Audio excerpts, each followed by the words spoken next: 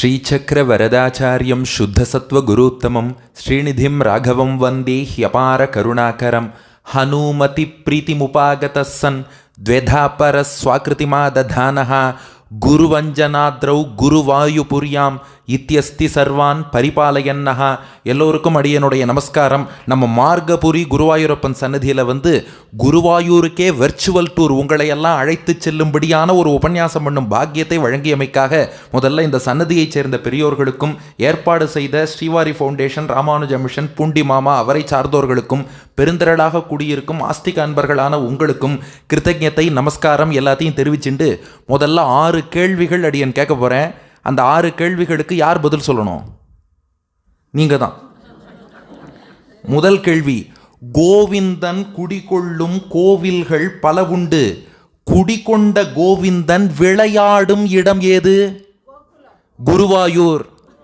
பகவான் கோவில் கொண்டுள்ள க்ஷேத்திரங்கள் நிறையா உண்டு. ஆனால் அந்த கோவில் கொண்டுள்ள பகவான் ஒவ்வொரு நாளும் விளையாடிண்டு லீலை பண்ணிண்டு பக்தர்களோடு பேசிண்டு உரையாடிண்டு அவளுடைய மனசை தொட்டுண்டே டச் பண்ணிண்டே விளையாடிண்டே இருக்கக்கூடிய ஒரு இடம் இதுன்னா குருவாயூர். இது முதல் கேள்விக்கான பதில். 2, கண்களினால் புன்சிரிப்பால் பேசுமிடம் பல உண்டு. கண்முன்னே வாய் திறந்து பேசுகின்ற இடம் ஏது? குருவாயூர்.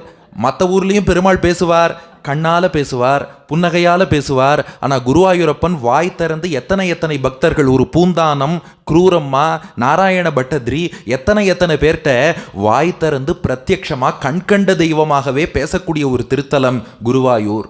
3வது கேள்வி, இளைஞனாய் விளங்குகின்ற இடங்கள்தான் பல உண்டு. குழந்தையாய் கோவிந்தன் தவழ்கின்ற இடமேது? குருவாயூர். ஏன்னா எந்த கோவில் பார்த்தாலும் பகவான் ஒரு இளைஞனாக, யுவா குமாரகா, 16 வயது இளைஞன், இளங்குமரன்னு காட்சி தருவார். ஆனால் குருவாயூருக்கு போனால் உன்னி கிருஷ்ணன்னு 1.5 அடி உயரத்தில் அப்படியே நம்மாத்து குழந்தை மாதிரி கன்னத்தை அப்படியே கிள்ளி கொஞ்சம் மாட்டோமான்னு சொல்லி அப்படி சுட்டி குழந்தையாக பகவான் காட்சி தரும் இடம் எதுன்னா குருவாயூர். 3ஆச்சா? 4வது கேள்வி, பகவானின் பேர் கொண்ட பக்தர்கள் பலருண்டு. பக்தர்தம் பேர் கொண்ட பகவானாய் யாருள்ளார்? குருவாயூரப்பன். பொதுவாக பகவான் பேரை தான் பக்தர்கள் வச்சுப்பா. இப்போ பார்த்தசாரதி, ஸ்ரீனிவாசன், ரங்கநாதன், ராமன், கிருஷ்ணன் எல்லாம் பெருமாள் பேரை நாம் வச்சுப்போம். ஆனால் அந்த குருவாயூரப்பன் ஒருத்தர் தான் பக்தர்கள் பேரை தனக்கு வச்சுட்டாரான். குருவாயூரில் குருவாயூரப்பனை 2 பேர் பிரதிஷ்டை பண்ணா. ஒருத்தர் ப்ரஹஸ்பதி குரு, இன்னொருத்தர் வாயுதேவன் வாயு. குரு வாயு 2 பேரும் பிரதிஷ்டை பண்ணேளா, உங்கள் பேரை நான் வச்சுக்கிறேன், குருவாயூரப்பன்னு வச்சுட்டார். பக்தர்களின் பேரை தன் பேராக வைத்துக் கொள்ளக்கூடிய அளவுக்கு எளிமை மிக்கவன் குருவாயூரப்பன். 4ஆச்சு. 5, சிற்பிகள் வடித்து வைத்த திருமேனி பல உண்டு. திருமாலே வடித்து வைத்த திருமேனி எங்குண்டு? மற்ற ஊர்லெல்லாம் பெருமாளுடைய திருமேனியை சிற்பிகள் வடித்திருப்பார்கள், அல்லது தேவ ரிஷிகள் கூட உருவாக்கி இருக்கலாம். ஆனால் குருவாயூரில் உள்ள திருமேனிக்கு என்ன சிறப்புன்னா, அந்த திருமேனியை வடித்தவர் பெருமாளே. பெருமாளால் வடிக்கப்பட்ட பெருமாளுடைய திருமேனி எப்படின்னு பின்னாடி சொல்கிறேன். 6வது கேள்வி, தேவரிஷி பூசித்த திருமேனி பல உண்டு. திருமாலே பூசித்த திருமேனி எங்குண்டு? குருவாயூர். ஏன்னா அதே ஆன்சர் தான் தெரிஞ்சிருக்கும் இந்நேரம். ஆமாம், குருவாயூரப்பனுக்கு என்ன ஏற்றம்னா பெருமாளால் பூஜிக்கப்பட்ட திருமேனி. இல்லை, இன்னும் சில ஊர்கள்லையும் உண்டு. என்ன, பெருமாள் 3 அவதாரங்களில் பூஜித்த திருமேனி குருவாயூரப்பனுடைய திருமேனி. அதுவும் எப்படின்னு பின்னாடி சொல்கிறேன். ஏன்னா பூர்த்தியாக நீங்கள் உபன்யாசம் கேட்கணும் இல்லையா? அதனால் இப்போ 6 கேள்வி பதிலை மட்டும் மனதில் வைத்துக் கொள்ளுங்கள். கோவிந்தன் குடிகொள்ளும் கோவில்கள் பல உண்டு. குடிகொண்ட கோவிந்தன் விளையாடும் இடம் ஏது?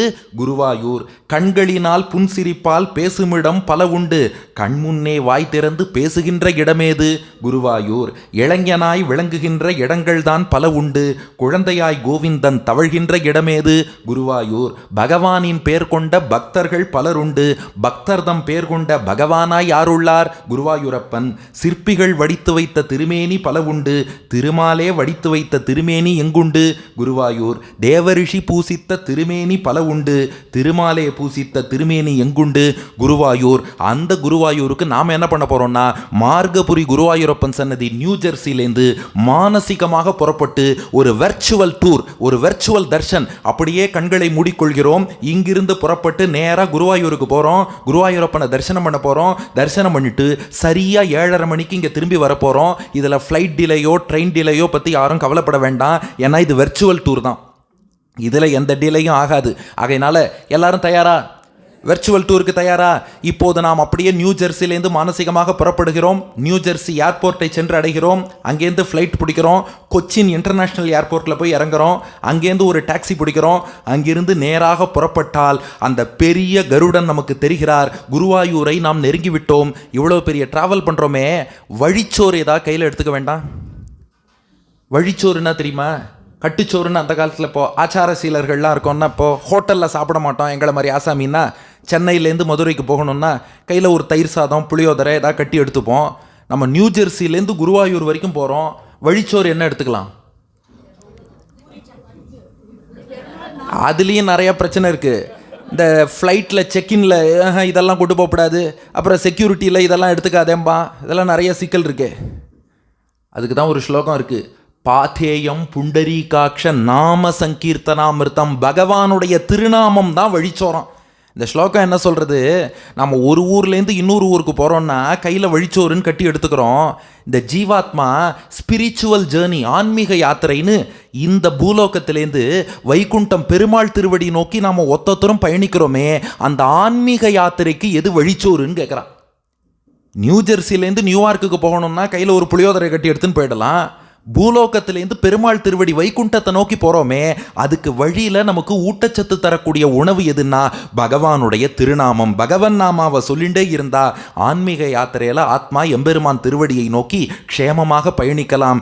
அந்த வைகுண்டத்துக்கு மட்டும் இல்லை, பூலோக வைகுண்டம்னு போற்றப்படக்கூடிய குருவாயூருக்கு போகிறோம்னாலும் நமக்கு வழிச்சோறாக பகவானுடைய திருநாமங்கள் இருக்குது. ஆகையினால இப்போ என்ன பண்ண போகிறோம்? வழிச்சோறு சாப்பிட்றலாமா? நாராயண நாராயண நாராயண நாராயண நாராயண நாராயண நாராயணன்னு வழிச்சோரை நன்றாக எடுத்துக்கொண்டு நேராக நாம் இப்போது மானசீகமாக குருவாயூரை அடைந்து விட்டோம். இந்த நாராயணான்னு அங்கே சொல்கிறாளே, அதில் ஒரு சின்ன பின்னணி, ஒரு ரகசியம் சொல்கிறேன். குருவாயூருக்கு ஆழ்வார் பாசுரங்கள் உண்டான்னு பெரிய கேள்வி இல்லை.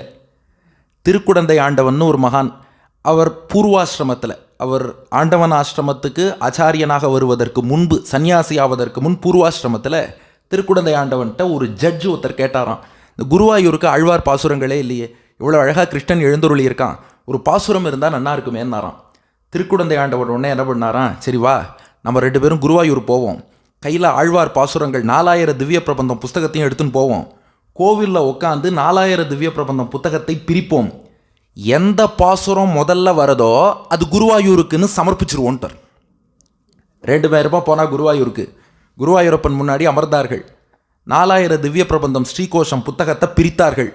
ஒரு பாசுரம் வந்தது. நம்மாழ்வார் திருவாய்மொழியில் 10ஆம் பத்தில் 5ஆம் திருவாய்மொழியில் முதல் பாசுரம், கண்ணன் கழல் இணை நண்ணும் மனமுடையீர் எண்ணும் திருநாமம் திண்ணம் நாரணமே. திருக்குடந்தை ஆண்டவன் சாய்ச்சாராம், இதுதான் குருவாயூருக்கான பாசுரம்ட்டார்.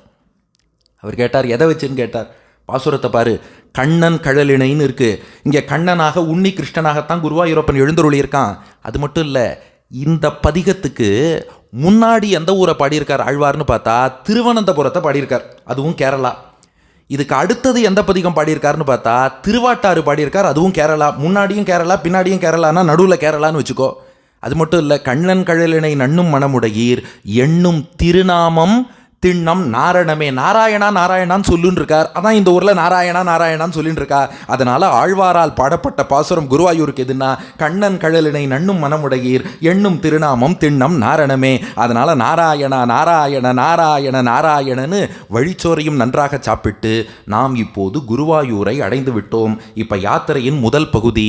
எப்படி நம்முடைய மார்கபுரி குருவாயூரப்பன் சன்னதியில் வாசல்லே அந்த பெரிய கருடன் நம்மை வரவேற்கிறாரோ, அது போல் இப்போ குருவாயூருக்கு போயிட்டோம். மனக்கண்களை திறந்து கொள்கிறோம். பெரிய கருடன் ரக்கைகளை விரிச்சு எங்கேருந்து வந்திருக்கேன்னு கேட்கிறார். நாங்கள்லாம் நியூ ஜெர்சியிலேருந்து மானசீக யாத்திரையாக வந்திருக்கிறோம், வாருங்கள் என்று கருடன் ரக்கைகளை விரித்து நம்மை ஆற தழுவி வரவேற்பது போல் வரவேற்கிறார். அந்த கருடனுக்கு பின்னாடி பார்த்தால் ஒரு ஆலமரம் இருக்கு, அதுக்கு மஞ்சுளா ஆல்னு பேரு. அந்த ஆலமரத்துக்கு கீழே பார்த்தா ஒரு கருங்கல் இருக்கு. அந்த ஆலமரத்தை அவசியம் பிரதட்சணம் பண்ணணும். ஏன்னா அதுக்கு பின்னாடி உள்ள வரலாற்றை சொல்கிறேன். அந்த ஆலமரத்துக்கு மஞ்சுளா ஆல்னு பேர். அந்த ஆலமரத்துக்கு என்ன சிக்னிஃபிகன்ஸ் அப்படின்னா, கேரளாவில் கன்னியகாபுரம்னு ஒரு ஊர். அந்த கன்னியகாபுரத்தில் மஞ்சுளான்னு ஒரு கிருஷ்ண பக்தை வாழ்ந்து வந்தாள். திடீர்னு அந்த மஞ்சுளாவோட கனவுல குருவாயூரப்பன் வேணுகோபாலனாக காட்சி தந்தானா. புல்லாங்குழல் ஊதும் கிருஷ்ணனாக மஞ்சுளா கனவுல குருவாயூரப்பன் வந்தான். ஏய், என்ன நீ பாட்டு கன்னியகாபுரத்தில் இருக்க, நான் குருவாயூரில் இருக்கேன், ஒழுங்கா என் ஊருக்கு வந்து எனக்கு கைங்கரியம் பண்ணு அப்படின்னு கனவுல சொல்லிட்டு மறைஞ்சிட்டான். இவ கார்த்தால எழுந்துண்டா கனவு பசுமரத்தாணி போல மனசுல பதிஞ்சிருக்கு. ஐயோ, குருவாயூரப்பனே வந்து என் ஊருக்கு வந்து கைங்கரியம் பண்ணுன்னு சொல்லியிருக்கான். கிடுகிடுன்னு புறப்பட்டா, குருவாயூருக்கு வந்துட்டா. அப்புறம்தான் யோசிச்சா, கைங்கரியம் பண்ணு நானே, என்ன கைங்கரியம்னு சொல்லலையே, என்ன பண்ணலான்னு யோசிச்சா, பகவானுக்கு உகந்த கைங்கரியம் புஷ்ப கைங்கரியம், பூக்களை மாலையா தொடுத்து சமர்ப்பிப்பது. எத்தனையோ மகான்கள் பண்ணியிருக்கா. பெரியாழ்வார் பண்ணியிருக்கார், தொண்டரடிப்பொடியாழ்வார் பண்ணியிருக்கார், ஆண்டாள் நாச்சியாரை சூடி கொடுத்த சுடர்கொடிங்கிறோம், திருமலை அனந்தாழ்வான் பண்ணியிருக்கார். என் கஜேந்திரன்கிற யானை எம்பெருமானுக்கு ஒரு புஷ்பத்தை சமர்ப்பிக்கணும்னு ஆசைப்பட்டதுன்னு பார்க்குறோம். கிருஷ்ணாவதாரத்தில் மாலாக்காரர் புஷ்பம் சமர்ப்பிச்சார்னு பார்க்குறோம். யோசிச்சா மஞ்சுளா, நான் தினந்தோறும் பூக்களை மாலையாக தொடுத்து குருவாயூரப்பனுக்கு மாலை சமர்ப்பிக்க போகிறேன், புஷ்ப கைங்கரியம் பண்ண போகிறேன்ட்டு மஞ்சுளா குருவாயூரிலேயே தங்கி ஒவ்வொரு நாளும் குருவாயூரப்பனுக்கு மாலை நேரம் பூமாலைகள் மாலையில் மாலை மாலுக்கு சமர்ப்பிச்சுட்டே இருக்கா. ஒரு நாள் மாலை பொழுது வந்தது. மாலையை கையில் எடுத்துட்டா மஞ்சுளா மாலுக்கு சமர்ப்பிக்க போறா. திடீர்னு கடுமையான மழை. இந்த ஆங்கிலத்தில் என்ன சொல்றான், ரைனிங் கேட்ஸ் அண்ட் டாக்ஸுங்கிறாளே, அப்படிப்பட்ட மழை ஆழி போல் மின்னி வலம்புரி போல் நின்றதிருந்து தாழாதை சார்ங்கமுதைத்த சரமழை போல் மழை அடிச்சு பெய்யுது. இந்த மஞ்சுளா பார்த்தா இந்த மழையில் எப்படி போகிறது, ஒரு ஆலமரத்தடியில் வந்து ஒதுங்கினாலாம். எந்த ஆலமரம், நாம் இப்போ மானசீகமாக எந்த ஆலமரத்தடியில் நின்றுருக்கோமோ அதே ஆலமரத்தடியில் மழைக்காக கையில் மாலையோடு மஞ்சுளா ஒதுங்குறா. 1 மணி நேரம், 2 மணி நேரம், 3 மணி நேரம் மழை பெஞ்சுது. அப்புறம் தான் விட்டுது. அதுக்கப்புறம் கையில் மாலையை எடுத்துட்டு குடு குடு குடு குடுன்னு கோவிலுக்கு ஓடுறா. பார்த்தா நம்பூதிரி நட சாத்திட்டு வெளியில் வந்துட்டார். இந்த மஞ்சுளா நம்பூதிரிகிட்ட போய் சொன்னாலாம், மாலையோடு வந்திருக்கேன், குருவாயூரப்பனுக்கு சமர்ப்பிக்கணும். இல்லைம்மா, நட சாத்தியாச்சு, நாளைக்கு வந்து சமர்ப்பிச்சுக்கலான்ட்டு அவர் போயிட்டார். ஆனால் இந்த மஞ்சுளா உடைந்து போனாள், நொறுங்கி போனாள். ஐயோ, குருவாயூரப்பன் என்னை கூப்பிட்டு கைங்கரியம் பண்ண சொன்னான். அதாவது நாம் என்ன நினச்சிக்கிறோன்னா, கோவிலுக்கு ஒரு கைங்கரியம் பண்ணிட்டு நானாக கொண்டு பண்ணம் பாருன்னு நினைக்கிறோம். அது ரொம்ப தப்பு. பகவானுக்கு பண்ணுறதுக்கு 1000 பேர் இருக்கா, நம்மளை அவன் செலக்ட் பண்ணது நம்முடைய பாக்கியம். நீ இல்லைன்னா இன்னொருத்தனை அவன் போயிடுவான். அந்த மஞ்சுளா சொன்னா, என் கனவுல வந்தான், கனவுல வந்து அவன் திருவாயால் எனக்கு ஏதாவது கைங்கரியம் பண்ணுன்னு கேட்டான். அவன் கேட்டு நான் இத்தனை நாள் புஷ்பம் சமர்ப்பிச்சுட்டு இருந்தேன். இன்னைக்கு ஒரு நாள் இதை சமர்ப்பிக்கலைன்னா இது வாழ்நாள் கிடையாது, வீழ்நாள்னா. என்னைக்கு நாம் பகவானை சிந்திக்காமல் அவனுக்கு கைங்கரியம் பண்ணாமல் வாழ்ந்தோமோ அது ஒரு வாழ்நாள் கிடையாது, வீழ்நாள். ஐயோ, இன்னைக்கு கைங்கரியம் பண்ண முடியாமல் போச்சே. கண் படைத்த பையன் அவன் திருமேனியை சேவிப்பது, காது படைத்த பையன் அவன் புகழை கேட்பது, தலை படைத்த பையன் அவனை விழுந்து வணங்குவது, கைப்படைத்த பையன் அவனுக்கு மாலை சமர்ப்பிப்பது, நெஞ்சம் இருப்பதன் பையன் அவனை சிந்திப்பது, கால்கள் இருக்கும் பையன் அவன் சந்நிதி நோக்கி செல்வது, உடல் இருக்கும் பையன் அவனுக்காக ஓடி ஓடி உழைப்பது, நாப்படைத்த பையன் அவன் நாமங்களை பாடுவது, மூக்கு படைத்த பையன் அவன் திருவடி துளசியை மோந்து பார்ப்பது, ஜிஹ்வே கீர்த்தய கேசவம் முரரிப்பும் சேதோ பஜ ஸ்ரீதரம் பாணிர்த்வந்த்வ சமர்ச்சய அச்சுதகதாக ஸ்ரோத்ரத்வயத்வம் ஸ்ருணு கிருஷ்ணம் லோகய லோச்சனத்வய ஹரேர்கச்சாங்கிரி யுக்மாலயம் ஜிக்ரக்ராண முகுந்தபாத துளசீம் மூர்தன் நமாதோக்ஷஜம். ஐயோ, எழுந்தேனே, கைங்கரியத்தை விட்டுட்டேனே. ஒரு நாள் கைங்கரியம் விட்டேன்னா நான் வாழ்வதிலேயே அர்த்தம் இல்லைன்னு முடிவெடுக்கிற மஞ்சுளா பழையபடி அதே ஆலமரத்தடிக்கு வந்தாலாம். கீழே ஒரு கருங்கல் இருக்கு. இந்த கருங்கல்ல தலையை மோதி உயிரையே விட்டுடுறேன்னு முடிவெடுத்துட்டா. என்னப்பா இது, ஒரு நாள் மாலை சமர்ப்பிக்கலைன்னா உயிரை விடுவாளான்னா, உயர்ந்த பக்தர்களின் இயல்பு தான். கைங்கரியம் பண்ணாத வாழ்க்கையே வேண்டான்னு நினைப்பா. இந்த கஜேந்திர மோட்சம் பற்றி எல்லாருக்கும் தெரியும்.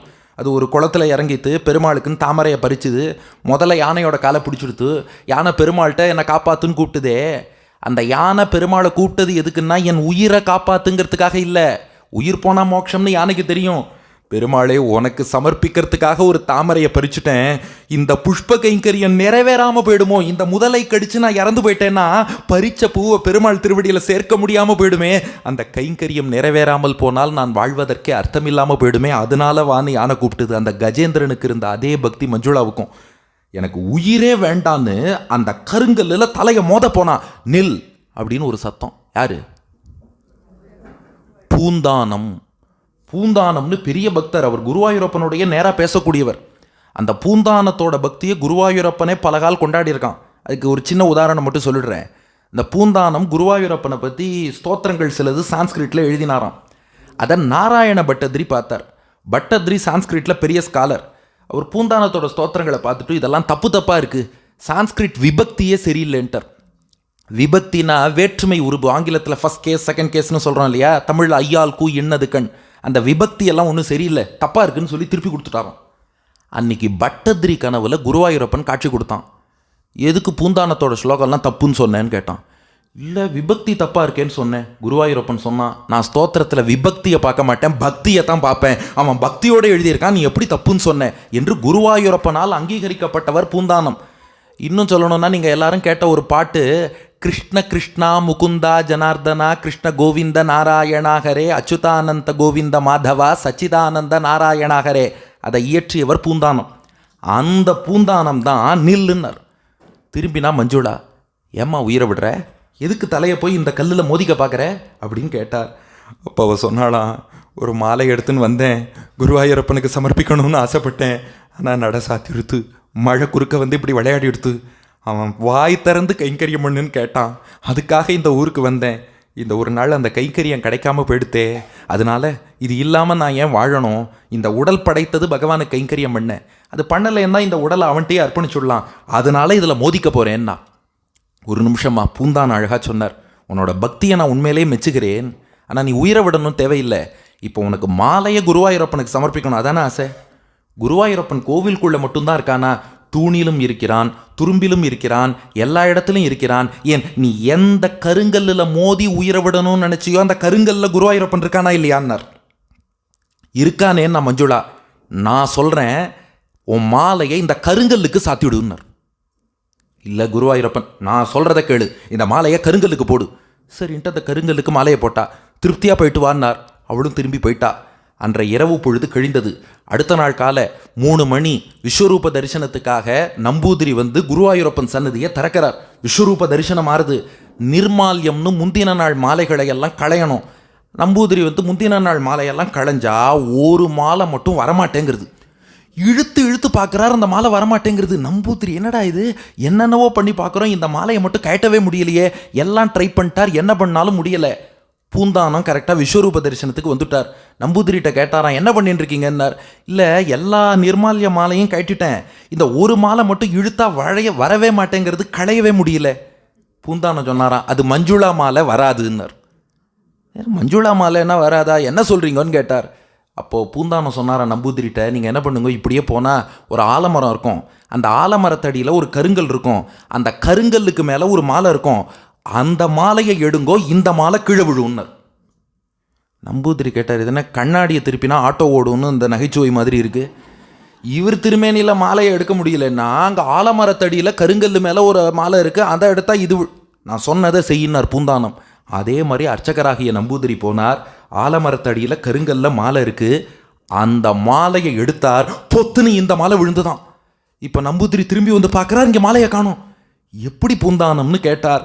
அப்போ பூந்தானம் நம்பூதிரிட்ட சொன்னாராம், மஞ்சுளான்னு ஒரு பெண் பக்தியோடு கருங்கல்லில் அந்த மாலையை போட்டா, கருங்கல்லில் போட்ட மாலையை தன் கழுத்தில் போட்ட மாலையாக கருதி குருவாயூரப்பன் அவளுக்கு அனுகிரகம் பண்ணியிருக்கான். அந்த ஆலமரம் தான் இன்று வரை அவள் பேரில் மஞ்சுளா ஆல் என்றே அழைக்கப்படுகிறது.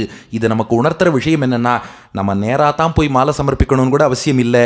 நேரில் போக முடியலையா, இங்கே இருந்தபடி மானசீகமாக மாலையை சமர்ப்பித்தாலும் அதை தன் கழுத்தில் போடப்பட்ட மாலையாக குருவாயூரப்பன் ஏற்றுக்கொள்வான் என்பதற்கு இது ஒரு சான்று. அதுபோலத்தான் நம்ம நேராக குருவாயூர் போகாட்டாலும் இங்கே இருந்தபடி மார்கபுரி குருவாயூரப்பன் சன்னதியிலேருந்து வெர்ச்சுவல் குருவாயூர் யாத்திரைன்னு நாம் அனுபவிச்சாலும் கூட, குருவாயூருக்கு நேர யாத்திரை வந்தால் என்ன அனுகிரகம் பண்ணுவானோ அதை வெர்ச்சுவல் யாத்திரைக்கு பண்ணுவான். டெலிபதி அனுகிரகம் மாதிரி இங்கே போட்ட மாலையை தன் கழுத்தில் போட்டதாக ஏற்றுக்கொண்டான். வெர்ச்சுவலாக நாம் அனுபவிக்கும் யாத்திரையை தன்னை குறித்து வந்த யாத்திரையாக ஏற்றுக்கொள்வான். இதுதான் குருவாயூரப்பனுடைய கருணை.